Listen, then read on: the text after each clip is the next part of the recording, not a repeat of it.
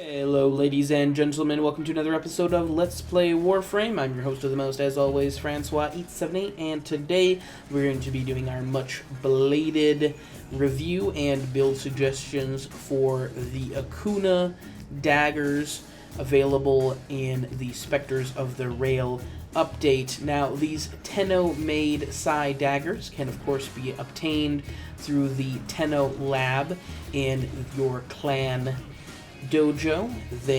Once you have the blueprint, they will cost you 20,000 credits, 2 tellurium, 4,200 alloy plate, 1,800 oxium, 3,400 polymer bundles, in addition to being mastery rank 5. Now, aesthetically, I really love the look of these weapons. Not that it was very hard for them to screw up Sai daggers, but they have that clean, classic Tenno look that a number of other Tenno-themed items and weapons have, and I'm really happy they stuck with that for these daggers. Now, stats-wise, this weapon leaves something to be desired when compared to other mid-range melee weapons in the game. Stats-wise, I would put the Okina somewhere between below average to poor, but when ranking it with other dual daggers, it's actually the best dual dagger in the game right now. The stats for it are 40 physical damage, split almost perfectly between slash and puncture, 15% status chance, 5% crit chance, 2.0 crit damage, and an attack speed of 1.08. Now, when comparing it to the Fang Prime, which was the next best dual dagger in the game, the Okina actually has higher damage, higher status chance, higher crit damage, higher attack speed, and equal crit chance compared to the Fang Prime. So it's good to know that power creep is alive and well in Warframe. So when comparing the Okina to other weapons in the same category, it's quite good. It's just not maybe, raid or sorties level gear. You don't really get there. This is the build that I was using against Grenier. Spinning Needles comes with the particular slot for the stance.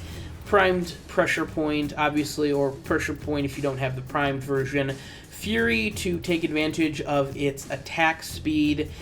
Primed Reach to increase the range of these daggers. It's quite poor versus even normal swords.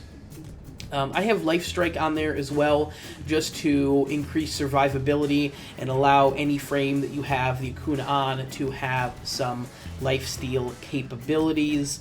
As far as the next 4 slots, I'm using mostly elemental damage status chance mods to buff its, quite frankly, mediocre status chance, but the Okina has no crit chance, so a crit build is not viable at all.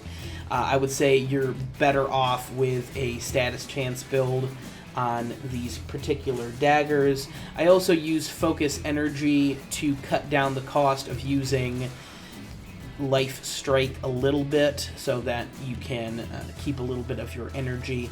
Now, overall, the most fun I had with these daggers, these dual daggers, honestly, was just fighting low-level enemies. I took a couple of levels here worth of footage. Only one ended up making it into the video, but it seems like a lot of fun to use because it's just the particular stance, the Spinning Needles, was just such a manic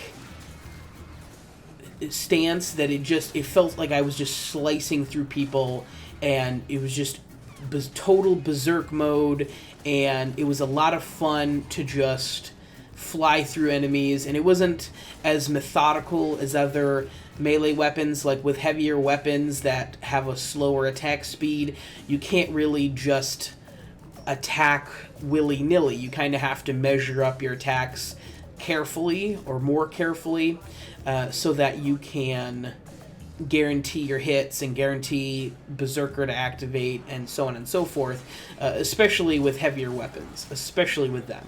But with the Okunas, I was just mashing E and occasionally holding down the right mouse button to get other combos to trigger. But honestly, I was just having fun just slicing and dicing my way through these missions. Now, will the stats of this particular weapon are pretty low, especially the damage. You can toss around different mods. Spoiled Strike is a possibility, though I don't know. I think having as much attack speed as you can on this particular weapon is better than the opportunity to deal more damage, especially since you're going to be looking to proc status effects for if you want to take it to later game stuff. Status effects are better than pure damage. But again, none of these are all build suggestions. You guys do what you want with it. Let me know in the comments section what you guys do with your Okina.